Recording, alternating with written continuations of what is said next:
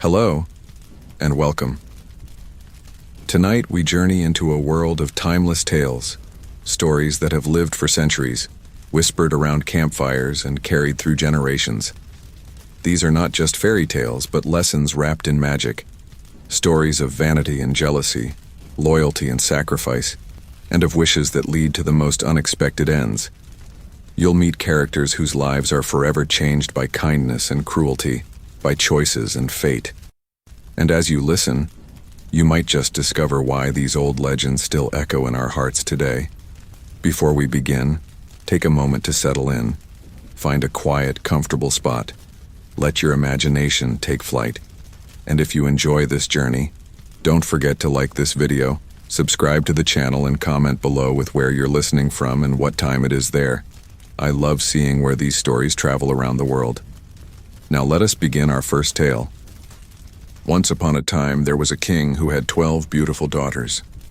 They all slept together in one great hall, their beds standing side by side.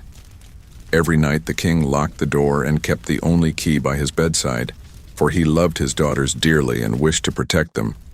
Yet each morning when he unlocked the door, he found something most strange. The girls' shoes were worn through, as though they had been dancing all night. The king was puzzled and angry. "Who steals into my palace to dance with my daughters?"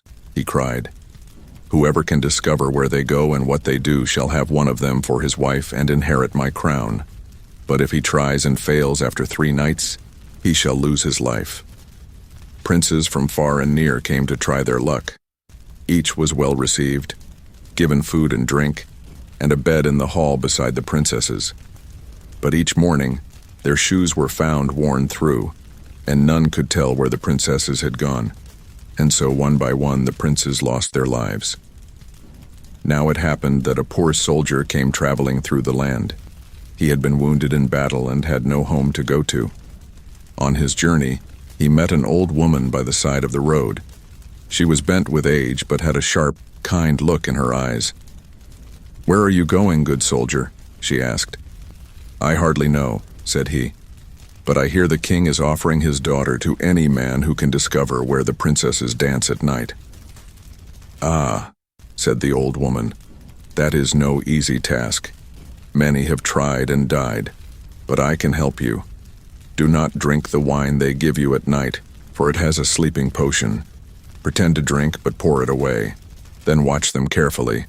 Take this cloak, and you shall be invisible when you wear it." The soldier thanked her and went to the palace. He was welcomed kindly, and that evening he was brought before the 12 princesses. The eldest asked, "Will you try to discover where we go at night?" "Yes," said the soldier, smiling, "if you please." The princesses laughed softly among themselves, for they were sure he would fail as all the others had. After supper, the eldest brought him a goblet of wine, but remembering the old woman's words, he only pretended to drink, then poured it into a pot of flowers beside him. Soon after, he lay down upon his bed and began to snore loudly, as if asleep. When the princesses heard him, they laughed again. "He is fast asleep," said the eldest. "Now we may go." She clapped her hands, and instantly the bed sank into the floor, revealing a secret staircase lit by flickering lamps. The princesses put on their splendid gowns and jeweled shoes, glittering with silver and gold.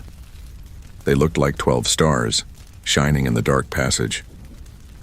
The soldier quickly threw on his invisible cloak and followed them down the stairs. At the bottom they entered a long avenue of trees whose leaves shone with silver. The soldier broke off a branch and it gave a clear, ringing sound, but the eldest princess cried, "Did you hear that? Something cracked behind us." "It is only my girdle snapping," said one of the younger sisters. "Do not be afraid." Next they passed through an avenue of trees with leaves of gold, and again the soldier broke off a branch. Then they came to a third with leaves of diamonds, and he took a branch from that too. The princesses looked around nervously, but seeing no one, they went on. At last, they reached a great lake, upon which 12 little boats were waiting, each with a handsome prince ready to row them. The soldier slipped into the boat with the youngest princess, and she felt the boat grow strangely heavy. "Why is it so hard to row tonight?" she asked. It seems much heavier than usual." "It is only the heat," said the prince, smiling. "The air is close." They rowed across the lake, and on the far shore stood a brilliant palace. Inside, music played, and hundreds of candles burned bright. The princesses and their princes danced until dawn, laughing and spinning, their shoes growing thinner and thinner. The soldier danced among them unseen, and when the youngest princess gave her partner a cup of wine, he took it too, and sipped a little. He was careful to take a golden goblet as proof of what he had seen. At last the candles flickered out and the princesses returned home. They climbed the stairs, weary but happy, and laid themselves down in their beds. The soldier followed and soon pretended to wake when morning came. The next night, the same thing happened again, and the night after that as well. Each time, the soldier followed the princesses, breaking off branches of silver, gold, and diamond, and taking one of their cups. On the third night he had seen all there was to see. In the morning the king said, "Well, my brave man, have you discovered where my daughters go at night?"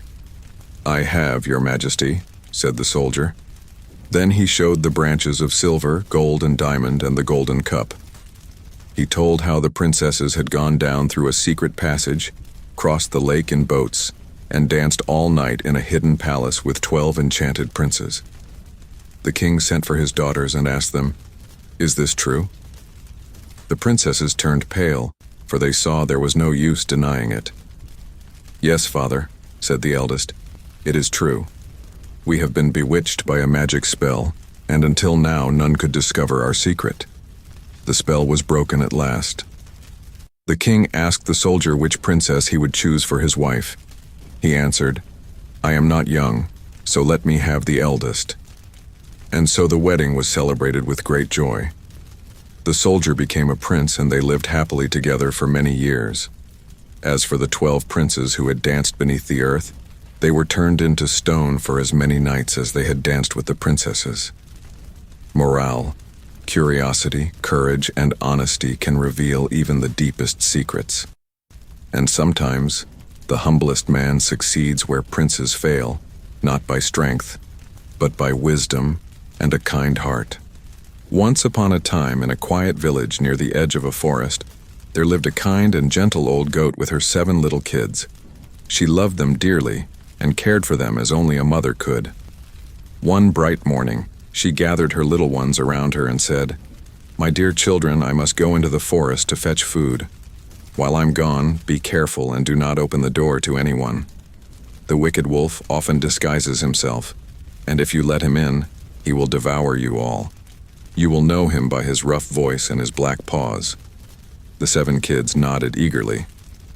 "Don't worry, dear mother. We will be careful." The old goat kissed each of them goodbye and trotted off into the forest. Not long after she had gone, there came a knock at the door. "Open the door, my dear children," said a deep, growling voice. "Your mother has come home and brought something for everyone." But the little kids knew better. They said, "You are not our mother. She has a soft, sweet voice, but yours is rough and deep. You are the wolf." The wolf growled in frustration and went away.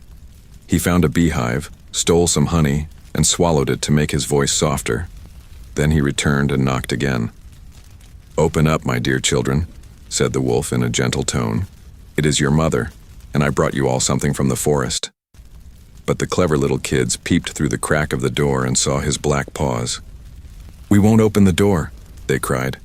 "Our mother does not have black feet like yours. You are the wolf." The wolf howled with rage and ran off again. This time he went to the baker. "I've hurt my paw," he said. "Rub some dough over it." Then he ran to the miller and said, "Sprinkle white flour on my paw." The miller hesitated, saying, "I've heard you are up to no good, Mr. Wolf." But the wolf snarled, "Do as I say, or I'll eat you." So the miller quickly did as he was told, and the wolf's paw became white as snow. Then the wolf went back for the 3rd time and knocked on the door. "Open up, my dear children," he said sweetly. "It's your mother, and I've brought you something from the forest." The little kids looked through the crack and saw his white paw. "Show us your feet," they said, "so we can be sure you're our mother." The wolf showed his flower-covered paw through the window, and the kids thought it really was their mother. So they unlocked the door. But the moment the door flew open, in leaped the wolf. The kids screamed and tried to hide. One ran under the table, another crawled into the bed, a third jumped into the stove, a fourth hid in the kitchen, a fifth in the cupboard, a sixth under the wash basin, and the seventh, the youngest, slipped inside the grandfather clock. The wolf found and swallowed each of them one by one, except the youngest, whom he could not find. When he had eaten his fill, he lumbered out of the house, stretched himself under a big tree in the meadow, and soon fell fast asleep, snoring so loudly that the leaves trembled. Not long after, the old mother goat returned from the forest. She was shocked to find the door wide open, the table overturned, chairs broken, and everything in disorder. "My children," she cried, "where are you?" But there was no answer. Then she began to look around the house, calling each of their names until a faint voice cried, "Dear mother, I am here inside the clock." She pulled open the door and the youngest kid tumbled out. "Mother," he cried, "the wolf came and ate all my brothers." The old goat wept bitterly. Then she noticed that the floor was still covered in crumbs and dust, but not a single drop of blood. "Perhaps they are still alive," she thought. "Come, my child, we will find that wicked wolf." They went out into the meadow, and there, under a tree, lay the wolf, snoring loudly, his great belly bulging and moving. The mother goat looked carefully and saw something strange. His stomach seemed to be wriggling as though something inside was still alive. "Quick, fetch me the scissors and a needle and thread," she said to the youngest kid. Then she snipped open the wolf's belly, and one little head popped out, then another and another, until all 6 of the kids came tumbling out alive and unharmed. The wolf had swallowed them whole, and they had been frightened but safe. The mother goat hugged her children with tears of joy. Then she said, "Now fetch me some large stones." The kids hurried to gather stones and filled the wolf's belly with them. Then the mother goat sewed it up neatly, so that he never stirred once during the whole thing. When the wolf awoke, he felt very thirsty. He got up and lumbered toward the well to drink. But as soon as he took a few steps, the stones in his belly rattled and clattered. "What's this?" he muttered. "What's knocking about inside me? I thought they were kids, but they feel like heavy stones." He reached the well, bent down to drink, and the weight of the stones pulled him in head first. With a great splash, he fell into the water and drowned.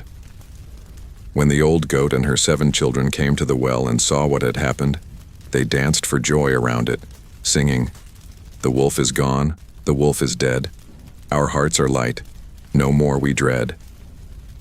Then they went home, safe and happy once more, their little house bright again with laughter and love. Moral: evil may be cunning and deceitful, but goodness, wisdom, and courage will always triumph in the end. And even the smallest child may help to outwit the greatest danger. Once upon a time there was a poor woman who lived alone in a little cottage and longed for a child. Day and night she prayed that heaven might grant her one, and at last her wish was fulfilled. One morning, as she worked in her garden, a beautiful white flower opened before her eyes, and inside it lay a tiny baby girl, no bigger than her mother's thumb. The woman was overjoyed and called her Pink, because of the rosy bloom in which she had been found.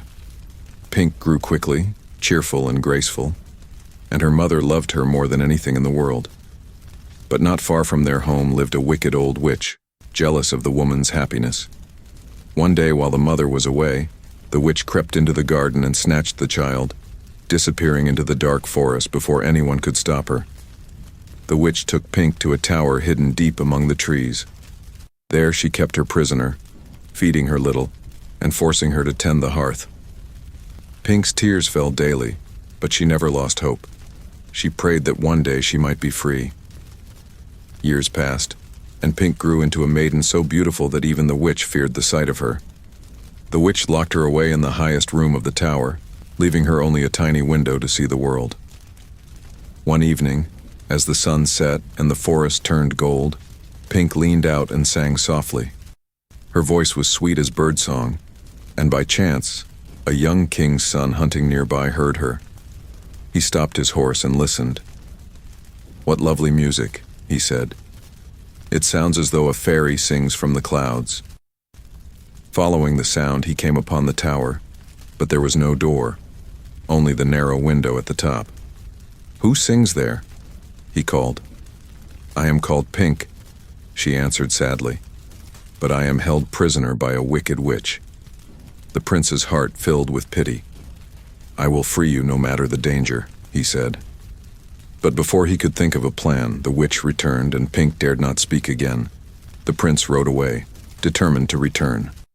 That night, as Pink wept, a little bird flew to her window and said, "Fear not, dear child. The prince has sent me to help you." The bird dropped a small pink flower, glowing faintly in the moonlight. "When the witch comes, throw this into the fire." Pink did as she was told. When the witch appeared the next morning, grumbling and stirring her pot, Pink threw the flower into the flames. Instantly, there was a burst of light, and the witch vanished with a shriek, leaving only a puff of smoke behind. The tower door opened wide, and Pink ran out into the forest, free at last. But she had wandered so long in the woods that she did not know which way to go. She walked for hours until night fell, and stars shone through the branches. At last, she came to a cottage where an old woman sat spinning by the fire. "Come in, my child," said the woman kindly. "You look weary." Pink told her everything: the flower, the witch, the prince. The old woman smiled. "You are safe now," she said. "Rest here tonight. The flower you cast into the fire was no ordinary bloom. It was blessed by good fairies. Its magic will guide your fate." The next morning, Pink woke to find the old woman gone, but beside her lay a cloak of rosy silk and a small basket of food. She wrapped herself in the cloak and set off again. After a long journey, she came to a great city where flags flew from every tower and crowds filled the streets. "What is happening?" she asked a baker's boy. "Why, the king's son is to be married today," said the boy. Pink's heart trembled. Could it be the same prince? She followed the crowd to the palace and stood at the gates. Just then the prince rode out in splendid robes, his face shadowed with sorrow. "He does not look happy," thought Pink. She called softly, "My prince!" He turned, and when he saw her, his face lit with joy. "It is you, my beautiful Pink. I thought I would never find you again." He took her hand and led her before the king and queen. "This is my true bride," he said. "She is the one I love." The courtiers murmured in wonder at her beauty and her tale.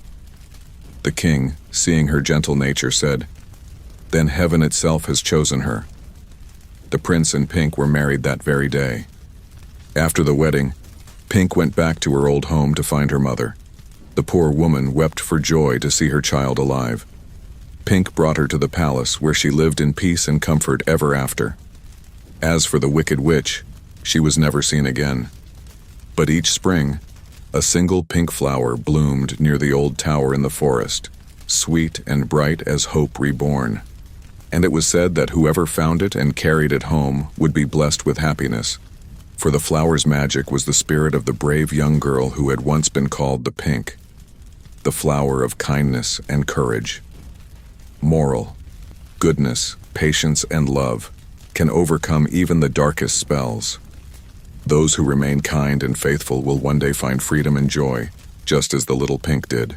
Once upon a time, in a great dark forest where no one dared to wander alone, there was once a prince who had been enchanted by an evil witch. She had turned him into an iron stove, tall and heavy, with doors and hinges of metal.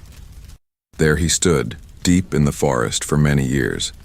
He could neither move nor free himself from the spell, and his voice echoed hollowly through the iron whenever he sighed. One day, the daughter of a poor woodcutter lost her way in the forest. She walked for hours, trembling with fear as night fell. At last she came to a strange clearing where stood an iron stove, rusted and silent. Curious, she went closer, and to her amazement, a voice came from inside it. "Ah, child," said the voice, "how cold and lonely it is here. Have pity, and stay to talk with me." The girl was frightened, but the voice was gentle. "I will stay a while," she said, "for I am lost and cannot find my way home." "Poor child," said the stove, "if you will be kind to me and speak with me for a while, I will tell you how to find your way out of the forest." The girl sat beside it, and they talked for a long time. The iron stove told her how he had once been a handsome prince, cursed by a wicked witch to remain in that dreadful form until a maiden of pure heart came to free him. When she rose to go, he said softly, "If you would save me, you must return and bring a knife with you. Scratch a cross upon the iron and the spell will break. Then I shall be free, and you shall be my queen." The girl promised to return and hurried home. Her father was waiting, and when she told him what had happened, he forbade her to go back. "You foolish child," he cried. "It is surely the devil himself speaking from that stove." But the girl's heart was kind and brave, and she could not forget the sorrow in the prince's voice. The next morning, while her father was away, she took a small knife and went secretly into the forest. She found the iron stove again and called, "I have come, my prince, to set you free." "Good and faithful one," said the voice. "Scratch the cross upon the iron and I shall be released." She took her knife and began to carve the sign. But before she could finish, the witch who had cast the spell appeared, shrieking in fury. "So," she cried, "would you undo my work? You shall not succeed." She waved her staff, and at once the forest grew dark and thick. The girl was seized by unseen hands and carried far away to a distant castle of black stone. There she was made a servant and forced to labor day and night. Still she thought always of the prince in the stove and wept for him. Many months passed. One day as she swept the courtyard, she saw a white dove perched on the wall. It cooed softly and dropped 3 golden keys at her feet. "Follow your heart," said the dove, "and you will find what you seek." The girl hid the keys and waited until nightfall. Then she crept through the castle, testing door after door until one of the keys opened a secret passage. Down she went into a deep hall lit by strange green flames. There, in the center, stood a golden chest. When she unlocked it, a voice called from within, "My beloved, you have come at last." She opened the chest, and there stood the prince, free from the iron stove, tall and fair, though pale as moonlight. The witch's power was broken by her courage and her love. "Come," said the prince. "Let us flee before she returns." They ran together through the corridors, but the witch's spies, bats, owls, and serpents, awoke and gave chase. Just as they reached the castle gate, the witch appeared, her eyes blazing. "You shall not escape," she screamed. But the dove returned, flying between them. With a flash of light, the witch fell to the ground and turned to dust. The prince took the girl's hand. "You have saved me," he said. "Now come to my kingdom and be my queen." They journeyed for 3 days through the forest, following the dove, until they came to a great city of marble towers and shining fountains. Bells rang and people came out to welcome their prince who had been lost so long. A grand feast was held, and the girl, dressed in silver and white, sat beside the prince on the throne. The people called her Queen of the Forest, for it was said her courage had broken the darkest spell ever cast. And in the garden of their palace, they built a fountain shaped like an iron stove, not to remind them of sorrow, but to show that even in cold iron, a warm heart may dwell. Moral: love and courage can melt even the hardest iron. Those who act with faith and kindness may break the strongest enchantments, for no darkness can endure the light of a pure and steadfast heart. Once upon a time there was a good and gentle woman who longed for a child. Every day she prayed beneath the branches of a great juniper tree that stood in her garden. "Dear Lord," she said, "grant me but one child, and I will be content, even if I must die for it." After some time her wish was fulfilled. She felt great joy and sorrow together, for she knew the price her words had carried. When her baby boy was born, she felt her heart overflow with love. She placed the child beneath the juniper tree and said softly, "As the Lord has willed, so it shall be." Then, with a peaceful smile, she closed her eyes and died. Her husband buried her beneath the juniper tree, and his tears fell like rain on the roots. But after a year he took another wife, and she bore him a daughter. Though the stepmother was kind at first, envy soon grew in her heart, for the boy was handsome and good, and his father loved him dearly. One winter day, when the snow lay thick upon the ground, the woman stood at the window peeling apples. Her little stepdaughter stood beside her, smiling. The boy came in and said, "Mother, give me an apple too." The woman's heart turned bitter. "You shall have one," she said, "when you open the chest and fetch something for me." The boy went to the chest, lifted the heavy lid, and looked inside. Then the woman crept behind him and slammed the lid down on his neck so that his head rolled across the floor. For a long moment she stood trembling.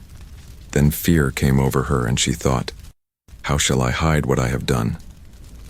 She took a white cloth, placed the boy's head back upon his body, tied it up neatly, and set him upon a chair beneath the juniper tree. Then she called her daughter. "Marlenchen, go tell your brother to come to me. He is sitting by the door and looks as though he needs fresh air." The little girl ran to her brother and said, "Brother, come to mother. She says you should come in." But when she touched him, his head rolled to the ground. The child screamed and wept bitterly. "Be still," said her mother. "Do not tell anyone, or we shall both be ruined. See, I will make soup of him, and we will say he went away to visit his uncle." She cut the boy into pieces, placed them in a pot, and cooked them. When her husband came home, she greeted him cheerfully and said, "Husband, you must be hungry. I have made you stew." He ate, saying, "This is the best I have ever tasted.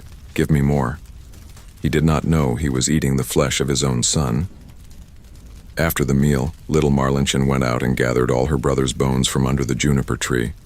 She tied them in a silk cloth and wept until her tears soaked the earth. Then she laid the bundle beneath the tree and sat down to pray. Suddenly the branches began to stir, though there was no wind. The tree glowed with light, and from its midst rose a beautiful bird, shining like gold and red fire. It sang in a voice that made the world stand still. "My mother, she slew me. My father, he ate me. My sister, little Marlenchen, gathered my bones, tied them in silk, laid them under the juniper tree. Tweet, tweet, what a fine bird am I." Then the bird flew away, and as it flew, it sang its song again and again. The people who heard it were filled with wonder and joy. The bird flew to a goldsmith's shop and sang. The goldsmith came out and said, "What a fine song! Sing it again, and I will give you this golden chain." The bird sang once more, took the chain, and flew off. Next it came to a shoemaker's house and sang. The shoemaker said, "What a lovely voice! Sing again, and I will give you these red shoes." The bird sang again, took the shoes, and flew on. At last it came to a mill, where a great millstone stood before the door.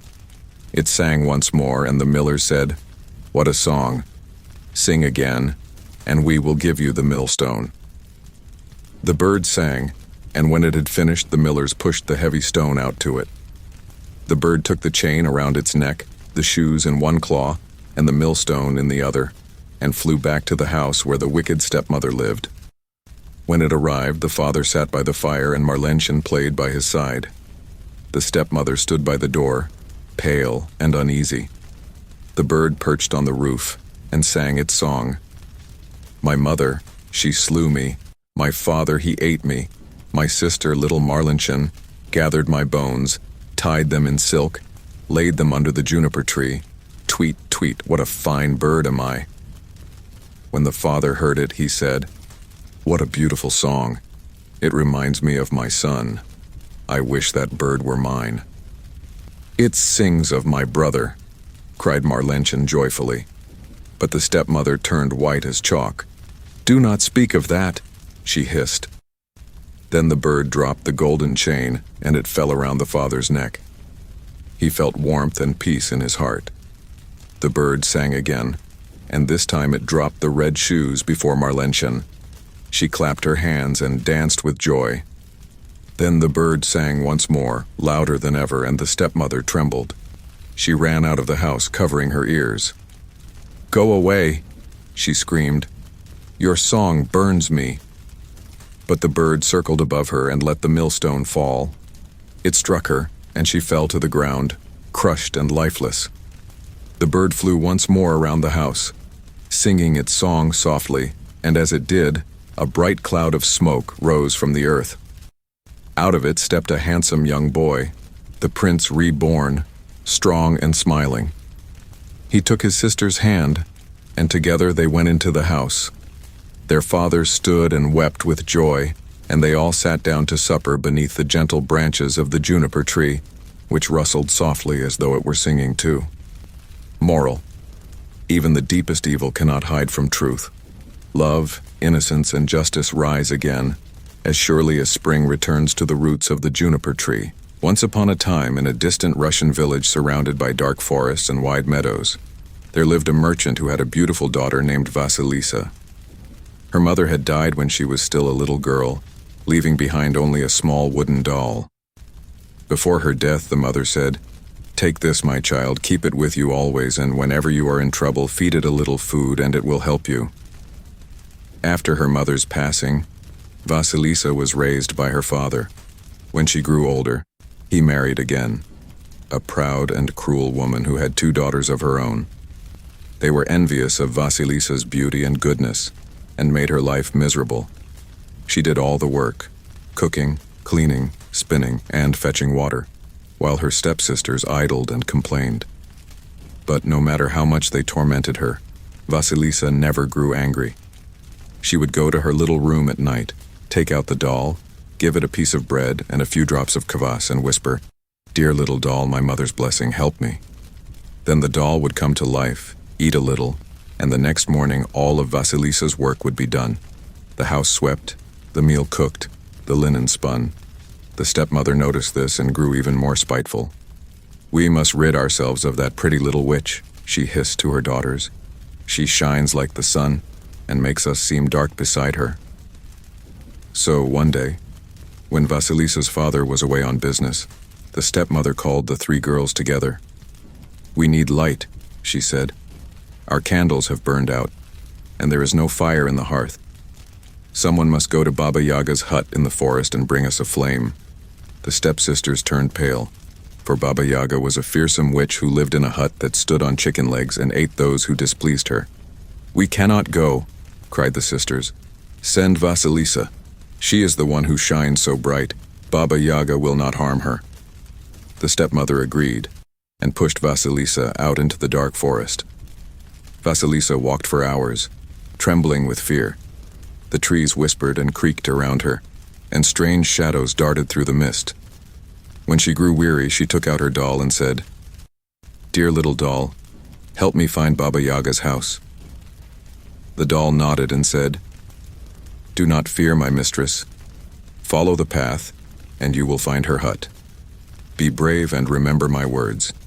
You must greet Baba Yaga politely, answer her questions truly, and never show fear." So Vasilisa went on, following a winding trail. After a time, she saw a horseman ride past. His face and garments were white as snow, and he vanished into the mist. A little later, another horseman galloped by. His clothes were red as blood, and he glowed like the sunrise. And last came a third rider, cloaked in black, disappearing into the shadows.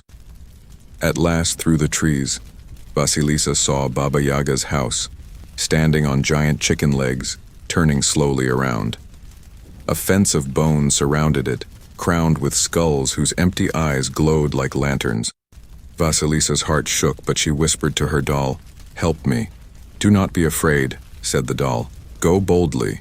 Vasilisa stepped forward and called out, "Hut, hut, turn your back to the forest and your face to me." The hut creaked and turned, facing her with its crooked door. Then Baba Yaga came out, riding in a mortar, steering it with a pestle, sweeping away her tracks with a broom of silver birch. Her nose was long and hooked, and her teeth shone like iron. "Well, well," she croaked. "What brings a pretty maid to my house? Are you here of your own will or sent by another?"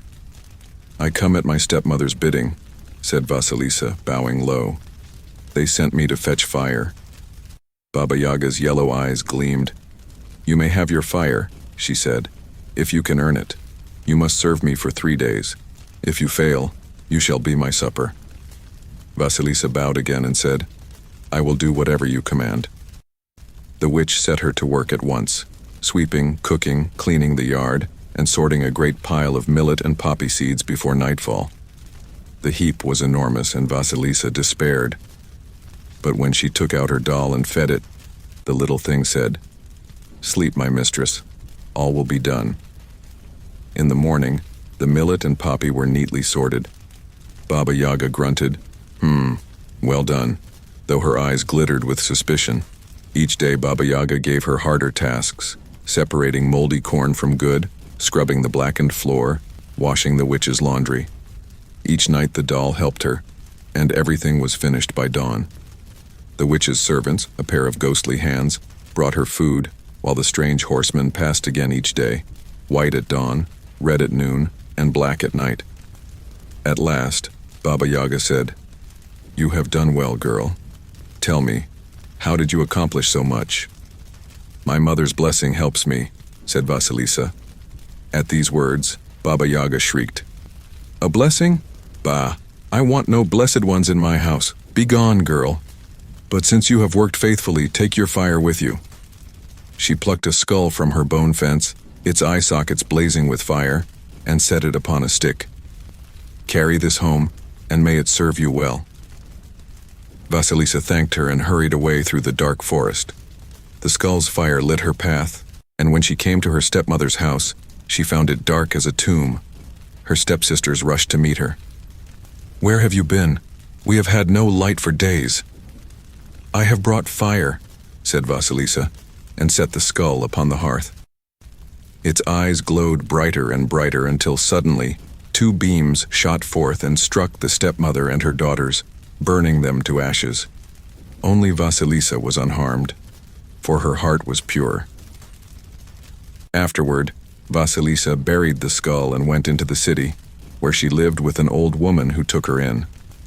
She spun the finest linen thread anyone had ever seen, so fine it slipped through the eye of a needle like silk. When the Tsar heard of this wonder, he sent for the weaver. Vasilisa wove a shirt so delicate it shone like light itself. When she brought it to the palace, the Tsar saw her and fell in love at once. "Fair maiden," he said, "your hands are as gentle as your heart. Will you be my bride?" Vasilisa blushed and said softly, "If it is the will of God." And so she became Vasilisa the Beautiful, queen of all the land, kind, wise, and beloved by her people. She kept her mother's little doll always beside her, feeding it a crumb from her royal table now and then, in memory of the love and courage that had guided her through the dark. Moral: true beauty lies not in face or fortune, but in courage, kindness, and purity of heart. Even in the darkest forest, those who walk with goodness as their guide will always find the light.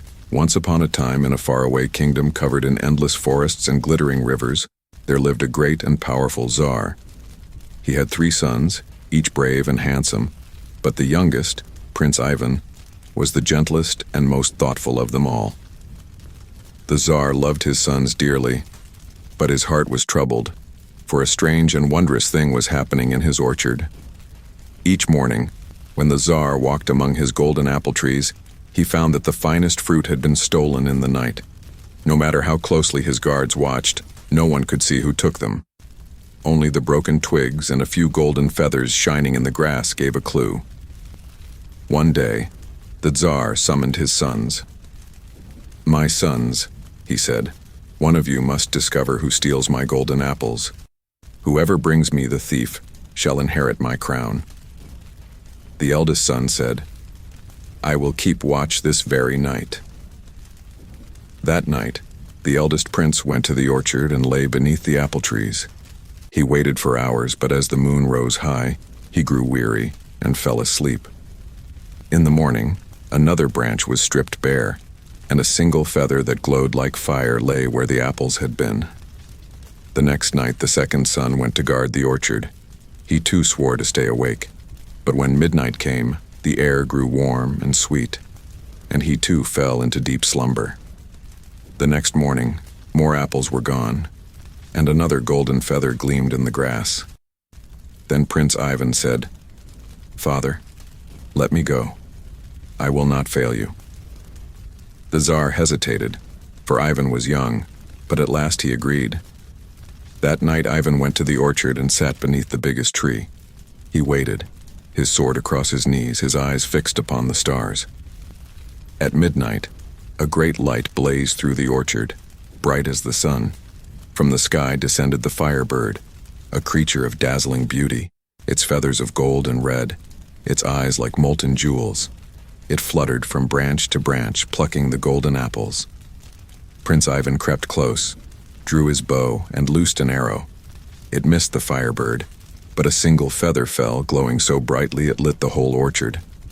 The bird flew away, and Ivan picked up the feather, marveling at its warmth and light. When morning came, he brought it to the Tsar. The king was overjoyed at the sight. "This is worth more than all the gold in my treasury," he cried. "But now that we have one feather, I must have the whole bird. Sons, go and find the firebird and bring it to me." The three brothers set out together on their quest.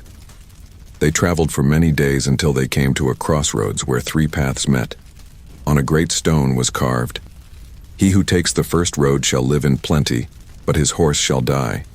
He who takes the second shall live in sorrow and want. He who takes the third shall die himself." The eldest chose the first road, the second took the second, and Prince Ivan, though his heart trembled, took the third. "Better to die bravely than to live without honor," he said. He rode for many days through forests and mountains until his horse stumbled and died from exhaustion. Ivan sat down and wept. Suddenly, a gray wolf appeared and said, "Why do you weep, Prince Ivan?" "My horse is dead," said Ivan, "and I must find the firebird." The wolf said, "I was the one who killed your horse, but I will help you. Mount upon my back, and we shall go faster than any horse." Ivan climbed on, and the wolf ran swifter than the wind. After a long journey, they came to a high wall of shining stone. "Beyond this wall," said the wolf, "lies the garden where the firebird is kept. Inside stands a golden cage. Take the bird, but beware of touching the cage or you will be caught." Ivan climbed over the wall, entered the garden, and saw the firebird asleep in its golden cage. Its feathers glowed so brightly that the whole garden shone.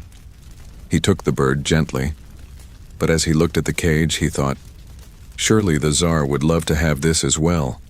He reached out and touched it, and at once bells rang and guards rushed in. The Tsar who owned the firebird was furious. "Thief," he cried, "you shall hang." Prince Ivan fell to his knees and said, "I did not mean to steal, only to please my father who loves this bird above all things." The Tsar's anger softened. "If you wish to live," he said, "bring me the horse with the golden mane, which runs like the wind. Then I shall give you the firebird." Ivan bowed and returned to the wolf. "I have failed," he said. "Now I must find the horse with the golden mane." The wolf nodded. "Do not despair. I know where it is." They traveled until they came to another kingdom where the horse was kept. The wolf said, "Take the horse, but do not touch its golden bridle." Ivan did as he was told, but as he saw the bridle shining in the moonlight, he thought, "Surely my father would want this too." He reached out, and the guards caught him again. The king of that land said, "You would steal my horse? Then you shall die, unless you bring me the beautiful Princess Elena, who lives in the golden tower beyond the sea. Bring her to me, and I shall give you the horse." Ivan bowed his head. "So be it." He returned to the wolf once more, who sighed deeply. "You humans are foolish," he said, "but climb on my back, and I will help you again." They raced across fields and rivers until they reached the golden tower. The wolf turned himself into a handsome young prince and went to the tower alone. When Princess Elena saw him, she fell in love, and he persuaded her to come away with him. When they returned, the wolf changed back into his true form and said, "Take her to the king who wanted her, but do not give her away." I will help you." When they came before the king, the wolf leaped upon him and tore him to pieces. "Now the horse with the golden mane is yours," he said. Ivan thanked him and placed the princess on the horse. But as they traveled together, he and Elena fell deeply in love. When they reached the kingdom of the Firebird, Ivan gave the horse in exchange for the bird, and when they reached the land of his father, he gave the Firebird to the Tsar. The Tsar rejoiced, but his older sons, jealous of his success, plotted against him. As Ivan slept, they killed him, took the Firebird, and brought it to their father, claiming they had won it. When the wolf found Ivan's body, he howled in sorrow, then fetched the water of life and water of death from a distant mountain. He sprinkled the water of death on Ivan's wounds, then the water of life, and the prince awoke.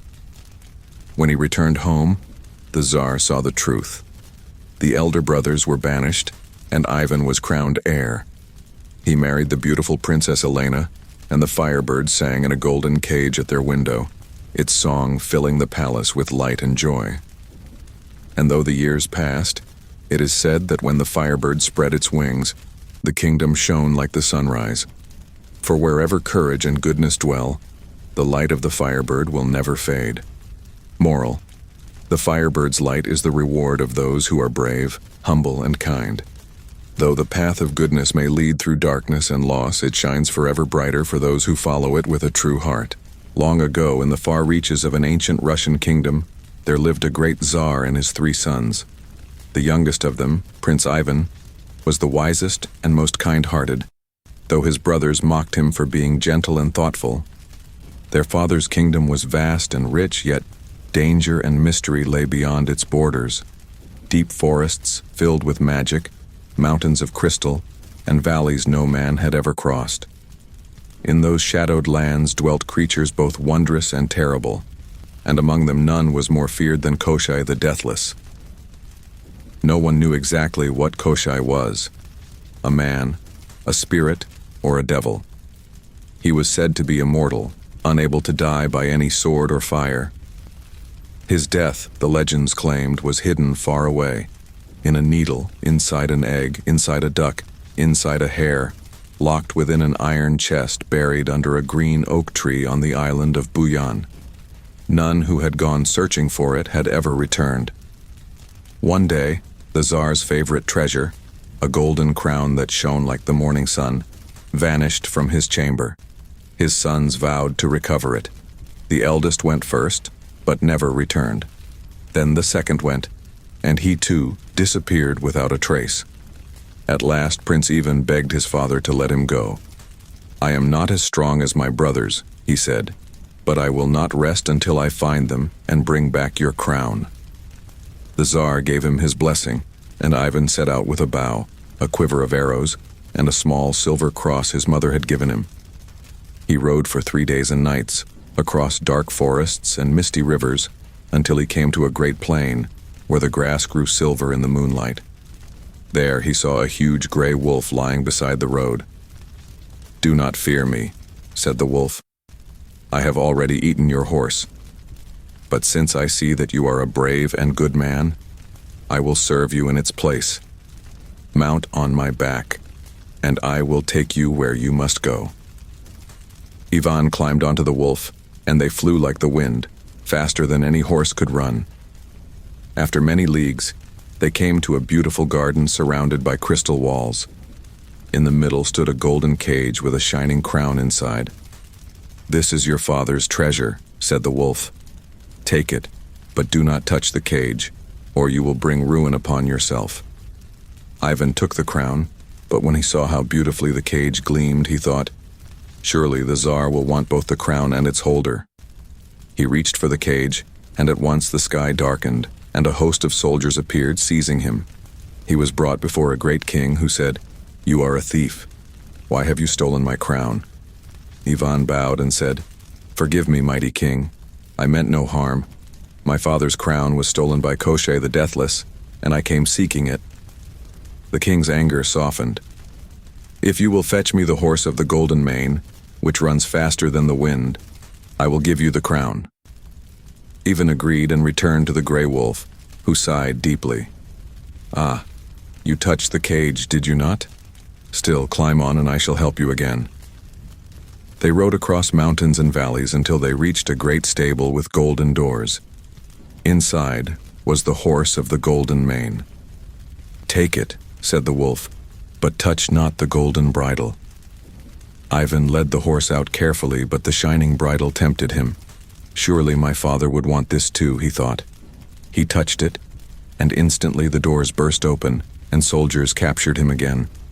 This time the master of the stable said, "You have tried to steal my horse, but if you bring me the beautiful Princess Marya Morevna, I shall let you go." Ivan bowed again, and the wolf groaned.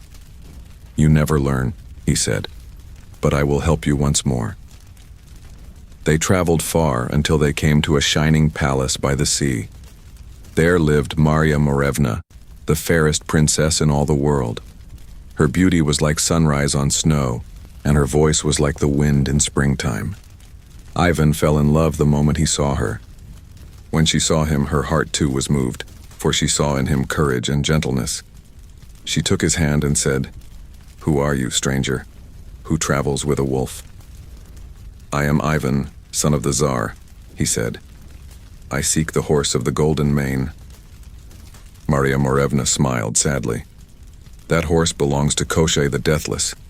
He has imprisoned me here, and though he rides to war by day, he always returns. If he finds you here, you will die." But Ivan would not leave. "Then let us flee together," he said. When Koshchei rode out the next morning, Ivan stole into the stable, freed the horse, and carried Marya away. They rode swiftly across the plains, the wolf running beside them. But as the sun rose higher, the earth trembled, and a black storm cloud appeared behind them. Koshchei the Deathless had returned. His black horse thundered like lightning, and his eyes burned like fire. He shouted, "You shall not escape me, Prince Ivan." He caught them easily, for his horse could leap across mountains. He struck Ivan down, cut him to pieces, and carried Marya back to his fortress. The gray wolf found Ivan's body, licked his wounds, and said, "You trusted your heart, and that is good. But now we must see if your heart can return." The wolf fetched the waters of death and life, sprinkled the death water on Ivan's body to mend it, and then the life water to revive him. Ivan awoke, weeping. "She is lost," he said. "Not yet," said the wolf. "We shall try again." They rode to Koshchei's castle, which was ringed by iron gates and guarded by spirits of the underworld. The wolf said, "Listen well. Koshchei cannot be slain by sword or fire. His death is hidden far away, inside a needle, in an egg, in a duck, in a hare, locked in an iron chest buried beneath a green oak on the island of Buyan." They set off for the island, crossing rivers of glass and forests of smoke. The wolf carried Ivan in his mouth like a cub and ran faster than the wind.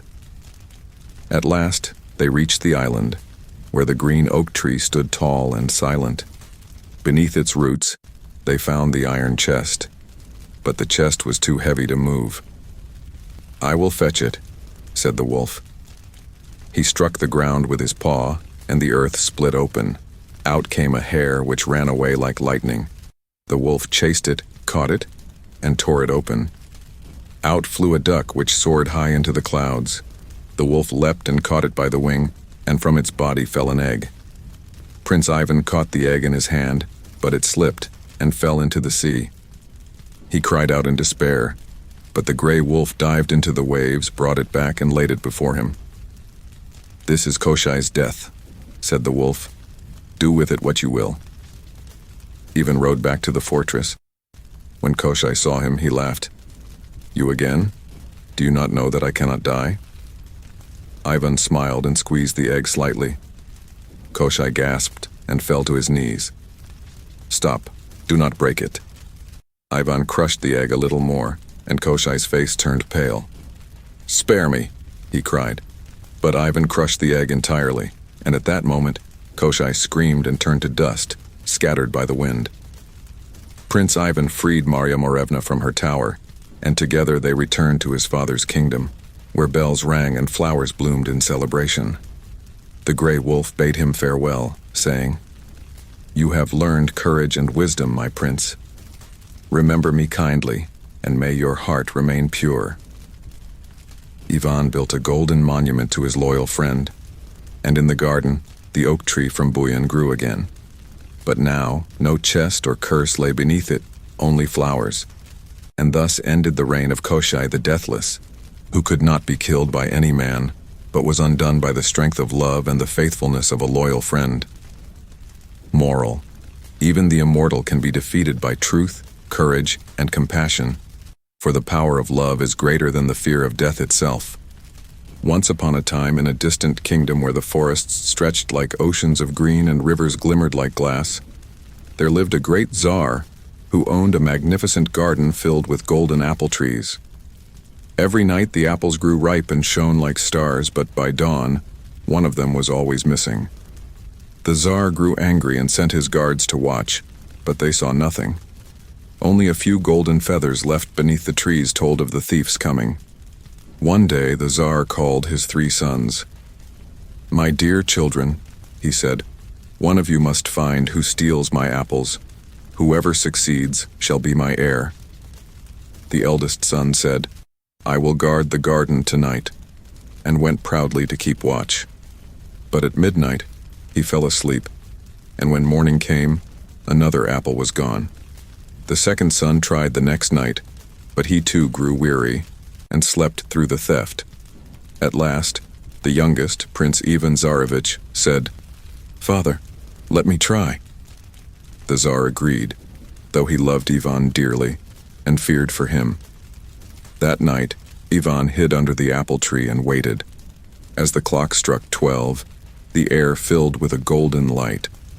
Down swooped a firebird, its feathers burning like flames, its eyes shining like stars. It plucked the golden apples, and Ivan leapt forward, catching one of its feathers in his hand. The bird flew away, leaving behind its blazing token. The next morning, Ivan brought the feather to his father. The Tsar was amazed. "This feather is worth more than my whole kingdom," he said, "but now I must have the firebird itself." The 3 sons set out, and after traveling many days they came to a crossroads. On the stone at the fork were these words: "Who rides straight ahead shall have plenty, and his horse shall die. Who rides to the right shall live but suffer want. Who rides to the left shall die himself." The eldest took the first path, the second took the right, and Ivan, trusting in his fate, chose the left. He rode for many days, until at last a huge gray wolf leapt from the forest, seized his horse, and devoured it. Ivan drew his sword, but the wolf said, "Spare me, young Tsarevich. I will serve you faithfully, for I have wronged you. Mount upon my back, and I shall carry you faster than the swiftest horse." Ivan climbed onto the wolf, and away they sped through the forest like a storm wind. After 3 days and nights they reached a great walled garden where the firebird lived. "The firebird is kept in a golden cage," said the wolf. "Take the bird, but do not touch the cage or you will be caught." Ivan crept into the garden, took the firebird, and then looked at the gleaming cage. Surely, he thought, it would be shameful to take the bird without its cage. He reached for it, and the bells upon it rang loudly. Guards rushed in and captured him. He was brought before the king of that land, who said, "So, you would steal my firebird? You shall hang for this." Ivan fell to his knees. "Forgive me, great king. I sought the firebird for my father, who longs for it more than gold or life itself." The king said, "Then I will spare you, but only if you bring me the horse with the golden mane. Do this, and you may have the firebird." Ivan returned sadly to the wolf. "I have failed," he said. The wolf sighed. "I warned you not to touch the cage, but do not grieve. I will help you again." They journeyed long and far until they came to a stable of silver and gold. "The horse with the golden mane is inside," said the wolf. "Take it, but touch not its bridle." Ivan took the horse, but again temptation overcame him. He thought, "How can I return without the beautiful golden bridle?"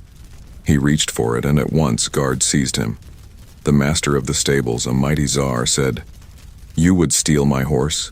You will die for this." Ivan begged for mercy and told his story. The Tsar said, "Very well, I will spare you, if you bring me the Princess Elena the Beautiful. Only then shall you have the horse." Once upon a time, deep in the forests of old Russia, there lived a young girl named Vasilisa, whose beauty shone like moonlight through birch trees. Her mother had died when she was still a child, leaving her only a small wooden doll as a keepsake. Before she passed, the mother had said, "Take this doll, my dear. When you are in sorrow or trouble, feed her a little bread and she will help you."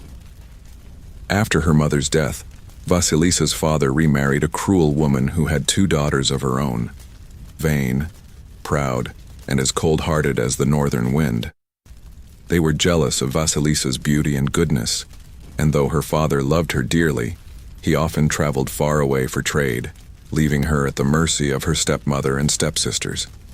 They gave her all the hardest work, fetching water, washing clothes, cooking, and cleaning. Yet no matter how hard she labored, she never complained, and her beauty only seemed to grow brighter. Each evening, when the others were asleep, she would feed her little wooden doll a crumb of bread and whisper, "Little doll, eat and help me."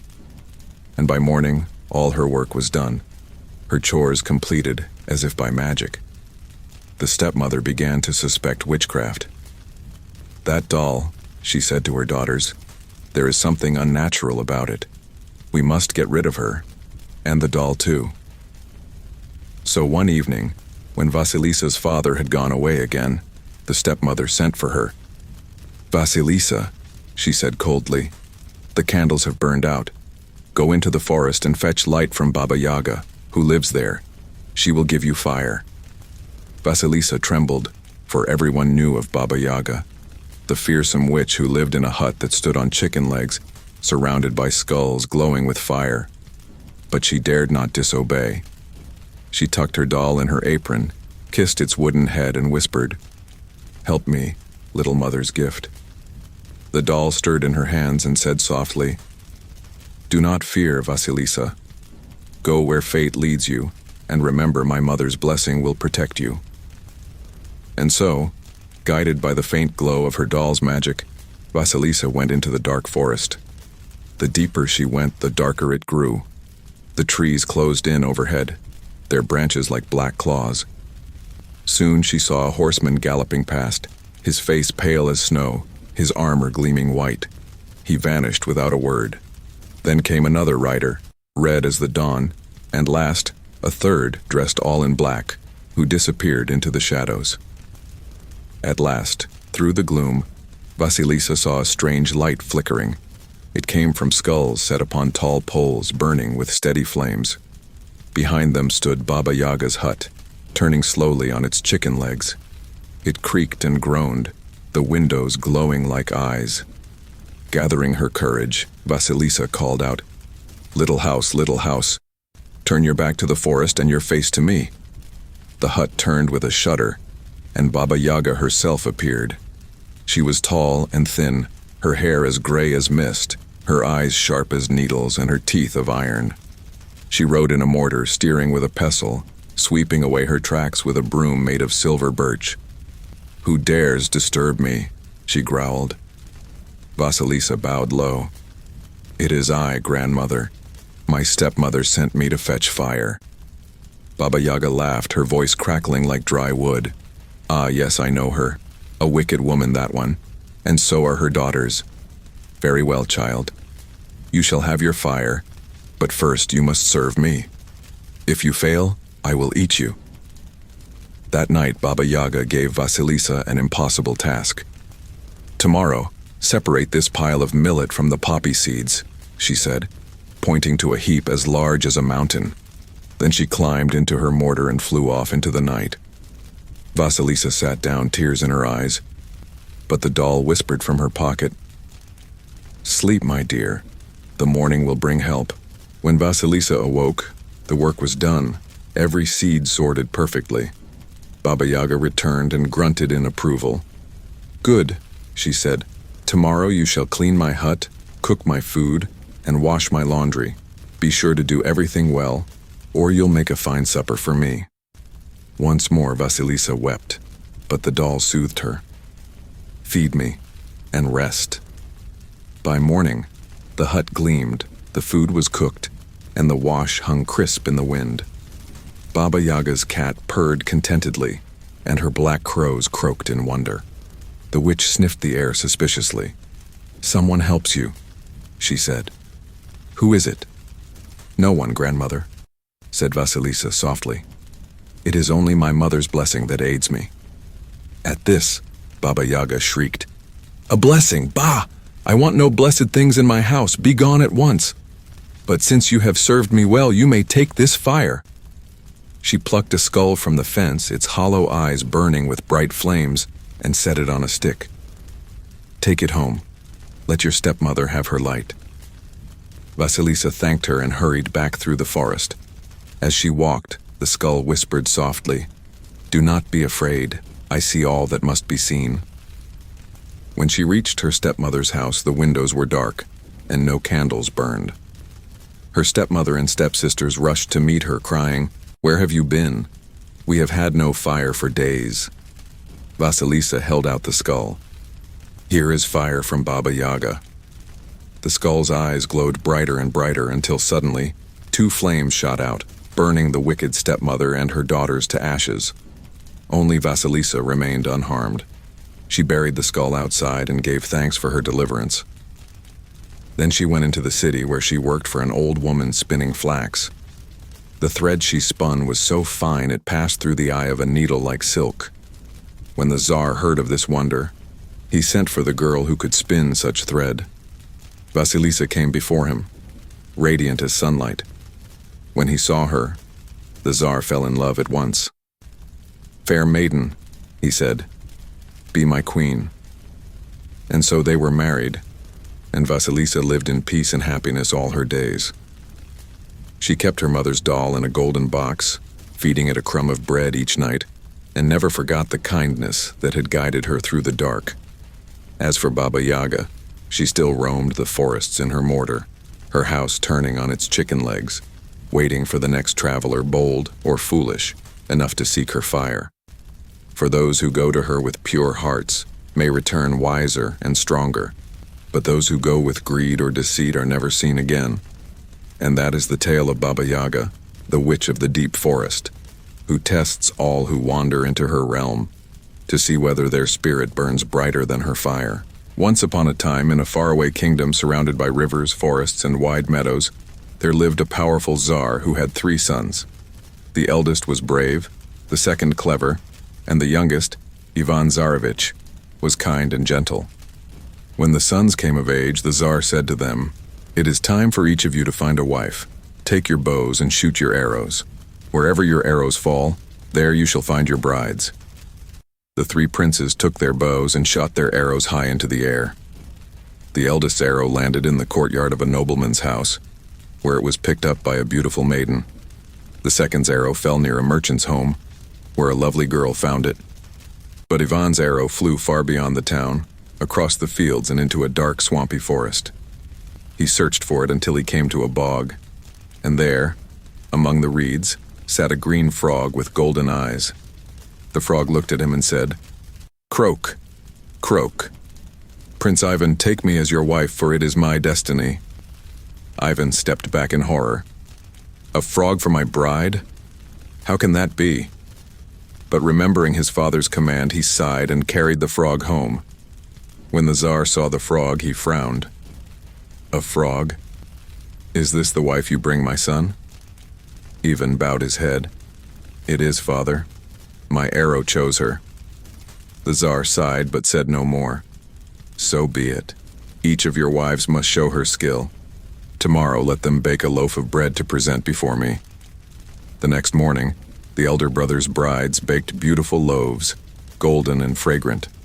Ivan sat sadly in his room, not knowing what to do, but the frog called softly, "Do not worry, my husband, go to sleep. The morning will bring what is needed." While Ivan slept, the frog hopped to her window, removed her green skin, and revealed her true self, a beautiful princess named Vasilisa the Wise, enchanted by an evil sorcerer. She clapped her hands and called to her maidens, who appeared at once, Bake me the finest bread, as white as snow and shaped like the sun."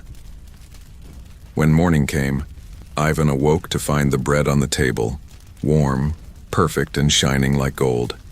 He brought it before the Tsar, and when the Tsar saw it, he was astonished. "This is the finest loaf of all. You are fortunate, my son." The next day, the Tsar said, "Let the brides weave me a rug by morning, one so fine that it will fit in the palm of my hand, yet cover my entire hall." Once again, the elder brothers' wives did their best, weaving coarse cloth with trembling hands. Ivan, in despair, told his frog wife what his father had said. "Do not worry," croaked the frog. "Go to sleep, all will be well." As before, when Ivan slept, the frog shed her skin and became Vasilisa the Wise. She clapped her hands, and her maidens appeared with golden thread and silver needles. By dawn the rug was ready, soft as silk, embroidered with stars and flowers so delicate that no human eyes had ever seen their equal. The Tsar examined all 3 rugs but found none to compare with Ivan's. "Truly," he said, "your wife is the cleverest of them all." The next day, the Tsar spoke again. "Tell your wives to come to the palace tonight. I wish to see which of them is most graceful." Ivan's heart sank. How can a frog dance before the court? "Do not worry," said the frog. "Go to the feast, and I will come later." That evening, the hall was filled with music and laughter. The elder brothers' brides swept in wearing fine dresses and jewels, proud and smiling. Ivan came alone, ashamed. But just as the Tsar asked, "Where is your wife?" the doors opened, and in stepped a lady of such beauty that the hall fell silent. Her gown shimmered like moonlight, her eyes shone like stars. No one knew that it was the frog wife, Vasilisa the Wise, freed from her skin for the night. When she danced, she moved like wind through the grass, graceful and light. As she twirled, she flicked her sleeves, and from them poured rivers of wine. She waved her handkerchief, and a lake appeared, with swans gliding upon it. The guests gasped in wonder. The Tsar declared, "There has never been, and never will be, such a bride as yours, Prince Ivan." The feast went on until midnight. When Ivan slipped away to rest, he remembered the frog skin and thought, "Why should my beautiful wife live in that horrible shape?" So he took the frog skin from their room and threw it into the fire. At that moment Vasilisa appeared before him, her face filled with sorrow. "Oh, Ivan, what have you done? Had you waited only 3 more days, I would have been free forever. But now, you must seek me in the land of Koshchei the Deathless, for I am his prisoner once more." Before Ivan could speak, she vanished like mist. The next morning Ivan set out to find her. He rode through forests and fields, over mountains and rivers. One day he came upon a great gray wolf lying by the road. "Do not harm me," said the wolf. "I know what you seek. You burned your wife's frog skin before its time, and now she is captive of Koshchei the Deathless. Climb on my back. I will help you." The wolf carried him far beyond the kingdoms of men, through lands of ice and fire, until they came to a shining palace of crystal. "There," said the wolf, "lives Vasilisa the Wise. Koshchei the Deathless keeps her there, and his soul is hidden far away, in a needle, inside an egg, inside a duck, inside a hare, locked in an iron chest buried under a green oak on the island of Buyan. Until that needle breaks, he cannot die." Ivan crept into the palace and saw Vasilisa seated by a window, her eyes full of tears. She embraced him, saying, "You have found me, my love, but be careful, Koshchei will return soon." With her help and the gray wolf's cunning, Ivan found the green oak and dug up the iron chest. Out leapt the hare, the wolf caught it. Out flew the duck, an arrow struck it. From the duck fell the egg, and Ivan caught it in his hand. Just then, Koshchei galloped up on his black horse, shouting, "You dare steal my death!" Ivan squeezed the egg gently, and Koshchei groaned in pain. He squeezed again, and Koshchei fell to his knees. Finally, Ivan crushed the egg, and Koshai fell dead, turning to dust. The curse was broken. Vasilisa's enchantment faded, and she was free. The gray wolf bowed low and said, "My work is done. Farewell, Prince Ivan." Then he vanished into the forest. Ivan and Vasilisa returned home, where the Tsar welcomed them with joy. Their kingdom rejoiced, and for 3 days and 3 nights, the wedding feast continued. The firebirds sang in the gardens, golden apples ripened once more, and peace reigned across the land. As for Ivan and Vasilisa, they ruled wisely and lived in love all their days.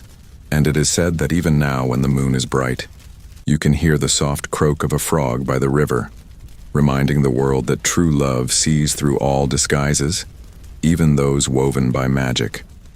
Moral: patience and faith are stronger than haste and doubt. True love does not see outward form but the spirit within, and even in a frog's shape may lie the heart of a princess. Once upon a time, in a quiet Russian village surrounded by green fields and birch trees, there lived a poor man and his wife who had 2 children, a little boy and his older sister, a clever and lively girl named Masha. Their parents loved them dearly, but one day they needed to travel far away to work, leaving the children at home. Before leaving, the mother said, "Take good care of your brother, my daughter. Do not leave him alone, and beware of the magic swan geese who carry away naughty children." "I will take care of him, Mama," promised Masha. Her mother smiled and went on her way. For a while, all was well. The girl played with her brother in the yard, gave him bread and milk, and watched over him carefully. But after some time, she grew bored. "I'll go to the meadow to play with my friends for a little while," she thought. "Nothing bad will happen." So she left her brother by the window with his toy and ran off to play. When she returned, the boy was gone. She looked around the house, empty. She ran into the garden, silent. Then she saw white feathers glinting in the grass and heard the faint rush of wings in the distance. The swan geese had come, swooped down and carried him away. Masha burst into tears. "Oh, what have I done? My mother warned me, and now they've taken my brother. I must find him and bring him back before my parents return." She tied a scarf around her head and ran down the road as fast as her legs would carry her. She ran through the fields and into the dark forest, calling, "Swan geese, swan geese, give me back my little brother." But only the wind answered her. Soon she came upon a stove standing alone in a clearing. Its door was open and it smelled of fresh rye bread. Little stove, Masha said, "have you seen the swan geese fly by?" "Yes," said the stove. "They flew that way. But first eat some of my rye pies. I have been waiting for someone kind." "Oh, I don't have time," said Masha, and she ran off without taking a bite. A little farther on, she met an apple tree heavy with red fruit. Apple tree, she cried. "Have you seen the swan geese fly by?" "Yes," said the tree. "They flew toward the blue forest. But first eat one of my sweet apples." "I don't have time," said Masha, and she hurried away. Soon she met a river of milk, its banks lined with kissel, the thick berry pudding children love. "River of milk with kissel banks," she said. "Have you seen the swan geese?" "Yes," the river gurgled. "They flew that way. But taste my sweet kissel first." No, said Masha, "I have no time." And she ran on. At last, she saw the swan geese far ahead, flying low over the forest. She followed them until she came to a small hut standing on chicken legs, turning slowly round and round. Inside sat Baba Yaga, the witch with the iron teeth, rocking in her mortar and steering it with a pestle. There, by the stove, sat Masha's little brother, playing with golden apples. Masha crept closer, whispering, "Brother, come with me quickly." But Baba Yaga's sharp ears heard the whisper. "Aha," she cackled. "You came for the little boy, did you?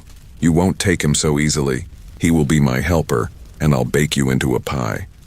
Terrified, Masha ran to the stove. "Dear little stove, hide us."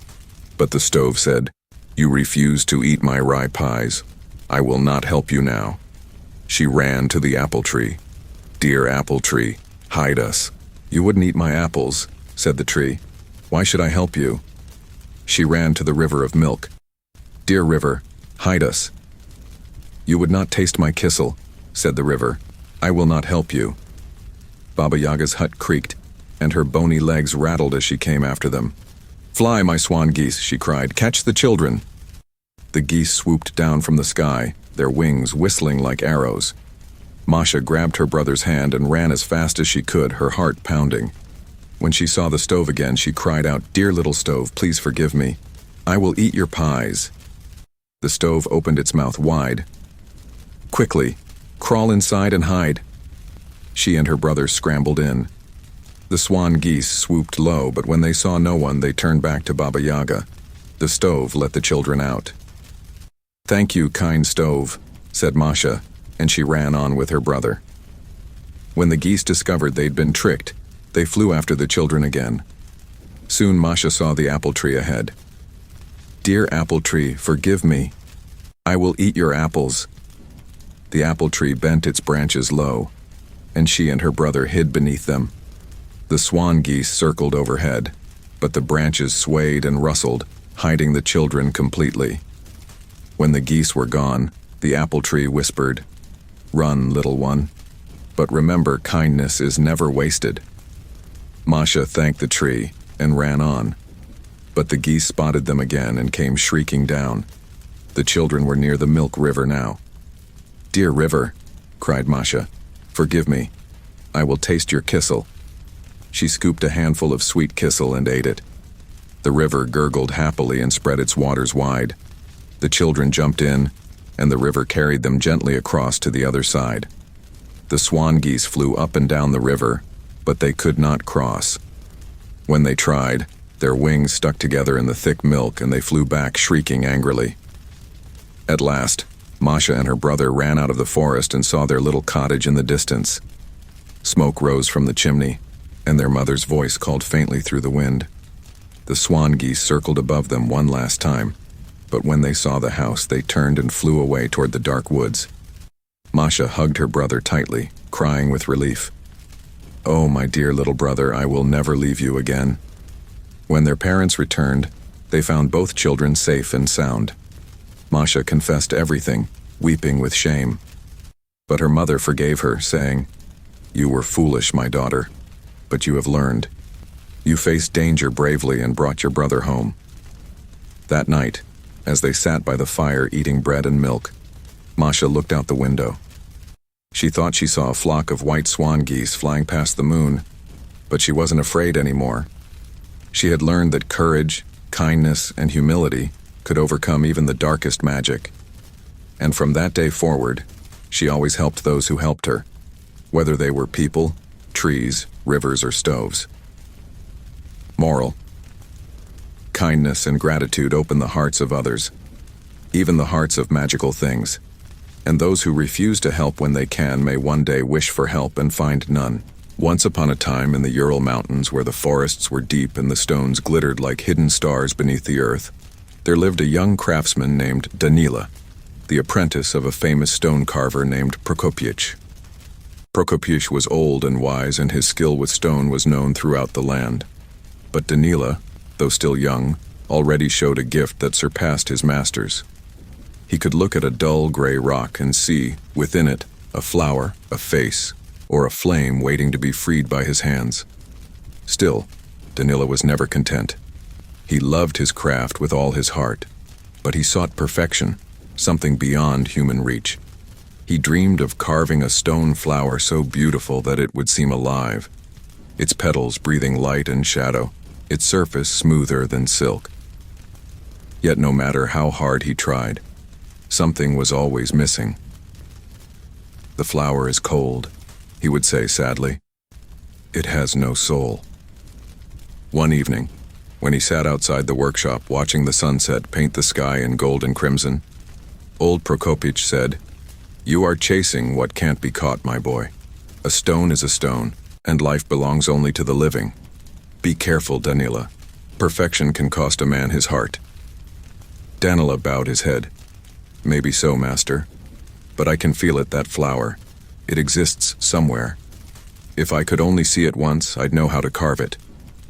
Prokopiych crossed himself and whispered, "Don't say such things. The mistress of the Copper Mountain guards such secrets, and those who seek them never return." Danila didn't sleep that night. He went out into the forest, where the moonlight turned the stones to silver. He wandered until he came upon a great boulder gleaming like metal. A whisper rose from the wind, soft but clear.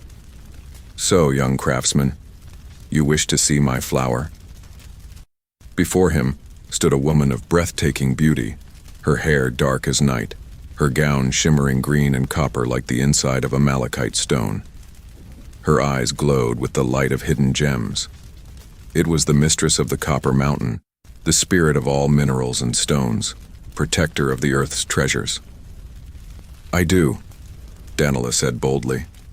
"I want to learn how to make the stone live." The mistress smiled faintly. "Few mortals dare ask that. Come then, and see." She touched his hand, and the world around them changed. They stood in a vast cavern lit by the glow of emeralds and sapphires embedded in the walls. The floor sparkled like frost, and at the center bloomed the stone flower, a blossom of pure malachite and crystal, alive with color, each petal shifting like flame and dew. Danila fell to his knees. "It's real," he whispered. "No man could make this. It's alive." "Yes," said the mistress softly. "And if you wish, you may stay here and learn all my secrets. But if you stay, you will never return to the world above." Danila hesitated. He thought of his home, of old Prokopiych, and of Katerina, the kind girl who loved him and whom he was to marry. But when he looked again at the stone flower, its beauty pierced his heart. "Teach me," he said at last. "I will stay." Back in the village, people waited for Danila, but he did not return. They searched the woods and rivers, but no trace was ever found. Prokopiych mourned him as a lost son, and Katerina wept every night, believing her beloved dead. Yet deep within the mountain, Danila worked beside the mistress. She showed him how to carve gems that breathed like living things, how to give marble the softness of skin, how to make malachite sing with color. His hands became steady as the heartbeat of the earth itself.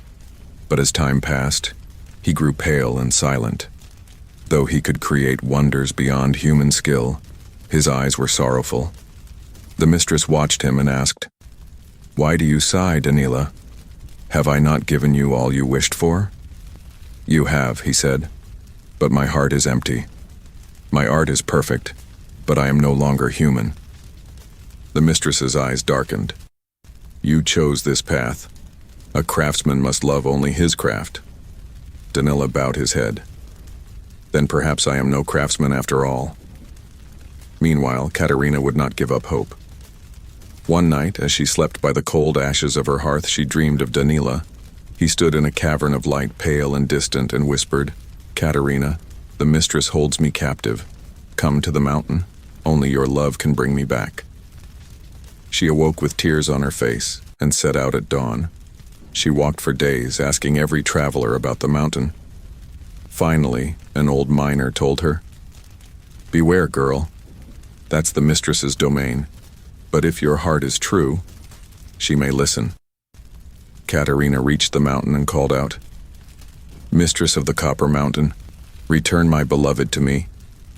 The ground trembled, and the mistress appeared, shining like a living jewel. "Why do you disturb my peace, girl?" "I've come for Danila," said Katerina, trembling but firm. "He belongs to the world of men."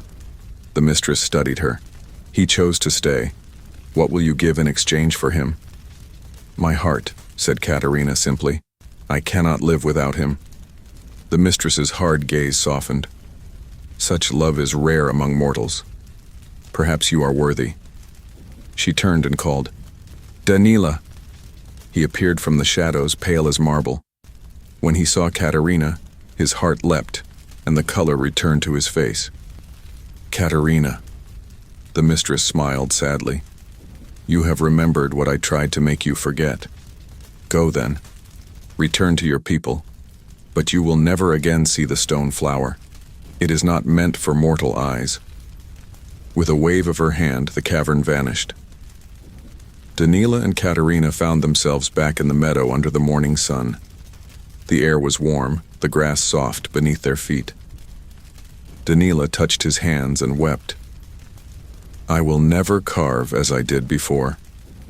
Katerina took his hands gently. "Maybe not, but your art will have something greater now. It will have your heart." And so it was.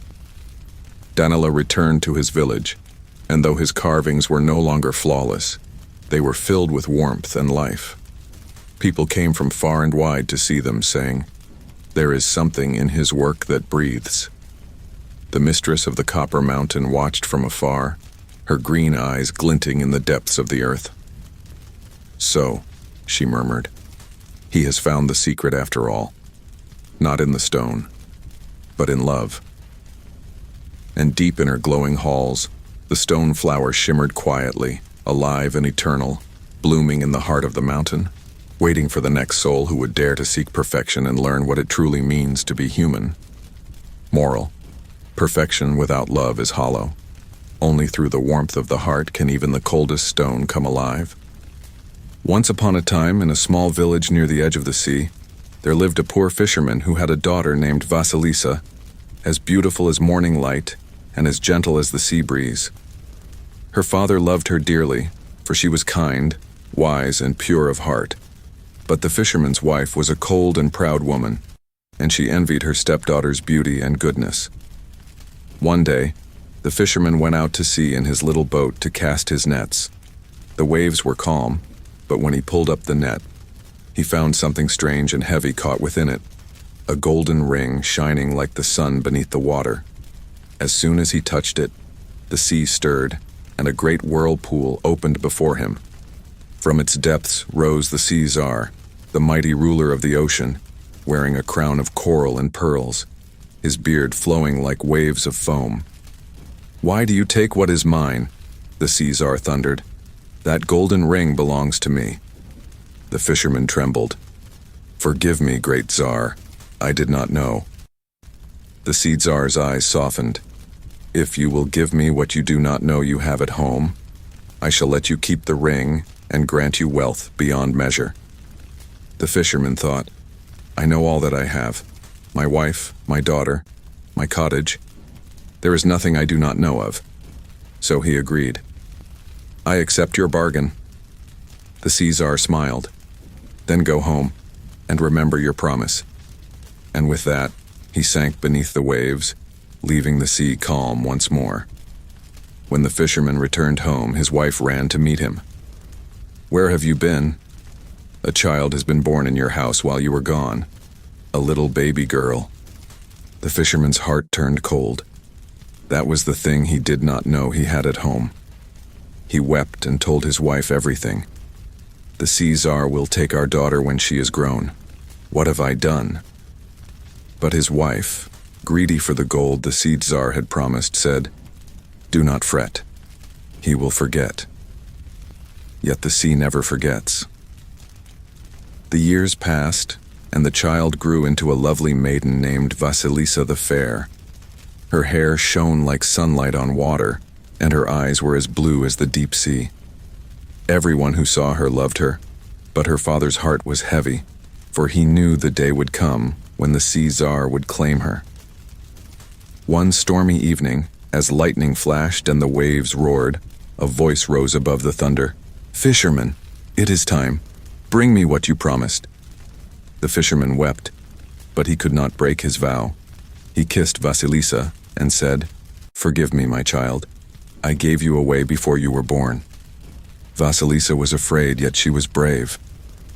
"If it is my fate," she said softly, "then I must go."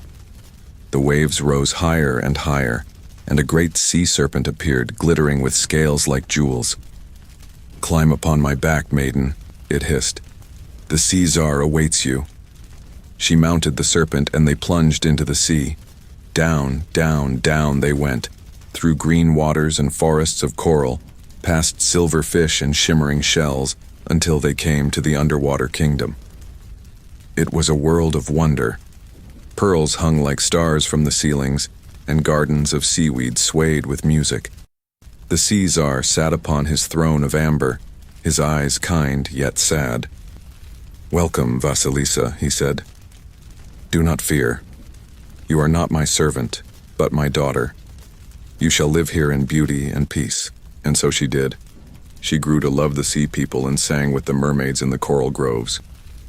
Yet sometimes when she gazed upward, she longed for the world above, the sunlight, the birds, and the sound of wind through trees. One day the Sea Tsar said, "Vasilisa, I wish to send you to the world above to tend to my palace there. But beware, do not forget me, and never speak unkindly of the sea." He gave her a chest filled with jewels and a magical comb. "If danger comes, cast the comb into the sea, and I shall come to your aid." Vasilisa returned to the upper world and lived for a time in a great palace by the shore. Word of her beauty spread far and wide, and soon a handsome prince rode by and saw her walking by the waves. He fell deeply in love and begged her to be his bride. Vasilisa hesitated. "I belong to the Sea Tsar. I cannot forget him." But the prince swore his love was true and would protect her always. At last she agreed, and they were married with great joy. For a time they lived happily. Yet Vasilisa still loved the sea, and each day she walked along the shore, gazing out upon the waters that had once been her home. The prince began to grow jealous. "Why do you always look to the sea? Do you not love me?" "I do love you," said Vasilisa softly. "But I must never speak ill of the waters, for the Sea Tsar watches still." But one day, in anger, the prince shouted, "Then go back to your Sea Tsar if you love him so much." Vasilisa turned pale. "You have spoken what should not be spoken." The sky darkened, and the sea began to churn. Waves rose like mountains, and a great voice thundered from the depths. "You forgot your promise, Vasilisa." Vasilisa cried out, "Forgive me, Father Tsar. I did not mean to forget." She pulled the magical comb from her hair and threw it into the sea. At once the Sea Tsar's chariot rose from the waves, drawn by seahorses. "You must return with me," he said sadly. "The sea cannot share what belongs to it." She looked back at the prince, who stood helpless on the shore. "Do not weep," she said. "Love cannot die, though worlds may part." The Sea Tsar reached out his hand, and the waters closed over her once more. Some say that on still nights, when the moonlight glitters upon the waves, a maiden can be seen walking across the surface of the sea, her hair floating like gold in the water. Fishermen hear her singing, a song so sweet and sorrowful that even the waves grow quiet to listen. It is Vasilisa, the daughter of the sea and the earth, forever between two worlds, bound by love to both. Moral: promises once made bind both heart and fate. And love, though it may dwell in different worlds, never truly dies. It only changes form, like the sea beneath the changing sky. Once upon a time there lived a wealthy merchant who had 3 daughters, each lovelier than the next. The youngest, Nastenka, was not only the most beautiful, but also the kindest and most gentle of heart. Her eyes shone with goodness, and her smile could melt even the coldest heart. One day the merchant prepared to travel to distant lands to trade his goods. Before leaving, he asked each of his daughters what gifts they would like him to bring back. The eldest said, "Bring me a golden crown set with jewels." The second said, "I want a mirror framed with silver so fine it will show my beauty better than the moon."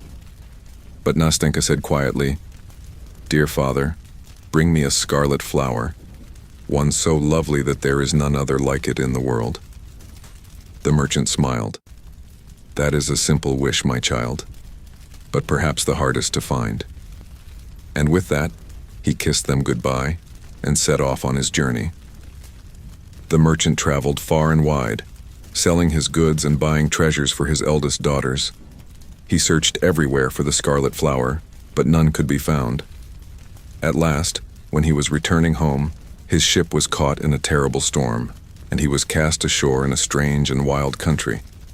He wandered through the forest, cold and hungry, until he saw a great palace gleaming through the mist. Its gates stood open, but no guards were there. The merchant entered, calling out, but no voice answered. Inside, the halls were filled with gold and crystal, and a banquet was laid upon the table, steaming and fragrant. He waited for the master of the house to appear, but no one came. At last he said, "Whoever you are, kind host, forgive me, for I am weary and starving." And he sat down to eat. Afterward, he found a soft bed and fell asleep. When morning came, the merchant walked through the palace garden. It was more beautiful than any he had ever seen. Birds of every color sang among silver-leaved trees, and fountains of crystal water sparkled in the sunlight.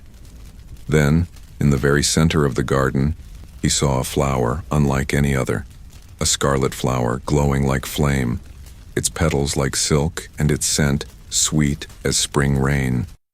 "This must be the gift for my dear Nastenka," he whispered. He reached out and plucked the flower. At that moment the sky darkened, thunder rolled, and before him appeared a great and terrible beast, half man and half animal, with eyes that burned like embers. "How dare you steal my most precious flower?" the beast roared. The merchant fell to his knees.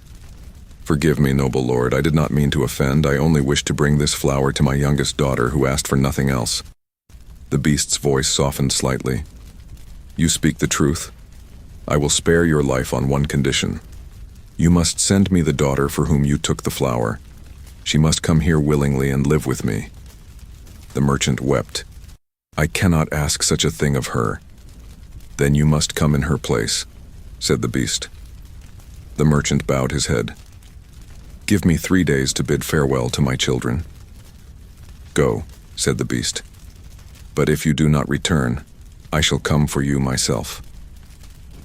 The merchant returned home, pale and sorrowful.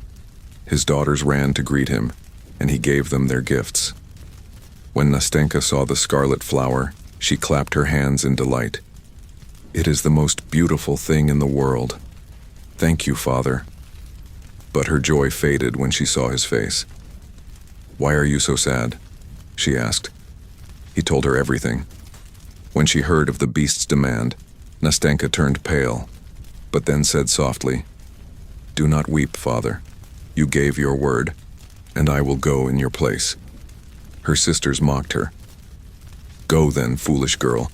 Perhaps your beast will make you his wife." The merchant wept and tried to stop her, but Nastenka insisted, "Better that I should go than you, dear father." So the next morning she took the scarlet flower in her hand, kissed her father goodbye, and rode away. When she reached the beast's palace, the gates opened silently before her. The halls were as bright and beautiful as her father had said, but empty. Then she heard a deep voice behind her. "Welcome, Nastenka. You have come willingly, and I shall not harm you." She turned and saw the beast. He was indeed fearsome, but his eyes were kind, though sad. "Do not be afraid," he said. "This is your home now. Everything you see is yours." From that day on, the beast treated her with the greatest gentleness. He gave her jewels and silks, but Nastenka cared for none of these. Each evening he would come to her at supper and ask, "Will you be my wife, Nastenka?" And each evening she would answer softly, "No, beast, not yet." Then he would sigh, and she would see sorrow in his eyes that made her heart ache. Over time, Nastenka grew fond of him. Though his face was strange, his soul was good. He was wise, kind, and patient. Yet she longed to see her father again. At last, one evening, the beast said, "You may go to visit him, but promise me this. Return in 3 days, or I shall die of grief." Nastenka promised. The beast gave her a magic ring. "When you wish to return, place this ring upon your finger and close your eyes." When Nastenka appeared at her father's house, her family could hardly believe it. Her father rejoiced and embraced her, weeping with joy. But her sisters, jealous of her fine clothes and jewels, whispered to one another. "Let us keep her here," said the eldest. "If she stays past the 3rd day, the beast will kill her, or perhaps die of sorrow." They pretended to love her and begged her to stay just one more day. Nastenka's heart ached. On the morning of the fourth day, she remembered the beast's sad eyes and felt fear. "I must go back," she cried. She put on the ring, whispered, "Take me to my dear beast." And in a flash, she was standing once more in the palace garden. But the garden was silent. The fountains were dry, the flowers withered. She ran through the halls calling, "Beast, where are you?" At last, in the center of the garden, she found him lying beside the withered scarlet flower. He was pale and still. "Oh, my poor beast," she sobbed. "You are dying because of me. Please wake up. I love you. I will be your wife if only you will live." At her words, a great light filled the air. The beast vanished, and in his place stood a handsome prince, smiling through tears. "Your love has broken the spell," he said. "A wicked sorceress turned me into a beast, and only the pure love of a maiden could set me free." Nastenka wept with joy, and the scarlet flower bloomed again, brighter than ever. The prince took her hand. "Come, my beloved. My kingdom awaits." They were married, and Nastenka's father came to live with them. As for her sisters, they were filled with shame and envy, and soon left the palace forever. And in the royal garden, the scarlet flower bloomed eternally, a symbol of love that sees beyond appearances, and of the heart's power to heal even the darkest curse. Moral: true beauty lies not in the face, but in the heart. Love born from kindness and faith can transform even the harshest fate into joy. If you're still with us watching this video, it means you truly enjoyed it. So make sure to share it with your friends and family, so more people can experience peaceful sleep through these stories. There's a little bit of silence at the end of the video, but don't skip it or close the video early. When viewers leave in the middle, YouTube thinks our video isn't good, and it stops recommending it to new people. This affects my motivation, and when the video performs well, it inspires me to bring you more relaxing and comforting stories. You can help spread these videos to more people. Lower the volume of your phone a bit, place it beside you, close your eyes, take long, deep breaths, and drift off to sleep peacefully with this video. Good night.